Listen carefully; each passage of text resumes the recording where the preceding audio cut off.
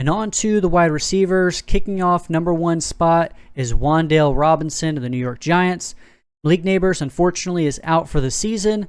Wan'Dale is one of 3 Giant receiving options I'm going to have on this waiver wire segment, so stay tuned for the rest of the names. He's a full-time player, and he should be getting a lot of the short dink and dunks from Jackson Dart. Coming in at number 2, I have Romeo Doubs. He could be the number 1 wide receiver for waiver wires, but he's going into his bye, so that's something to monitor. He had a huge 3-touchdown performance on Sunday Night Football, and I'm not taking that away from him, but the Cowboys are the easiest matchup for wide receivers. That's why I had Matthew Golden as somebody who'd buy low, and it turns out it was a Romeo Doubs game. That happened. We've seen him have multiple touchdown games in his previous 2 seasons.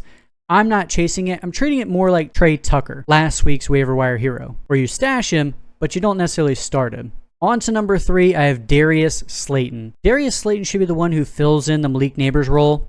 Don't hear what I'm not saying. Nobody can fill in the Malik Neighbors role. But there are some red flags. You have a rookie quarterback, low passing volume, and the last time he was fantasy relevant was week 8 of 2024. Nevertheless, if you prefer him over Wan'Dale, I totally understand it. He should get the high value deep targets. But again, another guy we shouldn't be starting until we see signs of life. Number 4 on my list, I have Jalen Tolbert. He filled in the CeeDee Lamb role where he was primarily playing on the outside, but sometimes going to the slot. George Pickens is the obvious wide receiver to have in Dallas while CeeDee Lamb is out, but Jalen Tolbert was just 1 catch away from having a little over 100 yards. He's flexible in some deep leagues where there's injuries and bye weeks that are coming up.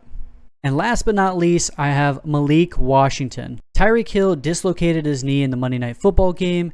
Malik Washington should be the biggest benefactor after Jalen Waddle. He has some speed and he's been pretty good in a limited role, but he's always had tough competition ahead of him.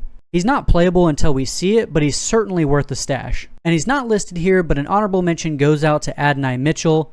He had a really cool play that was going to turn into a touchdown, but he dropped the ball passing the goal line and threw it out of the back of the end zone. If Alec Pierce comes back in the lineup, AD Mitchell is somebody who should be on radars, but probably not on your bench.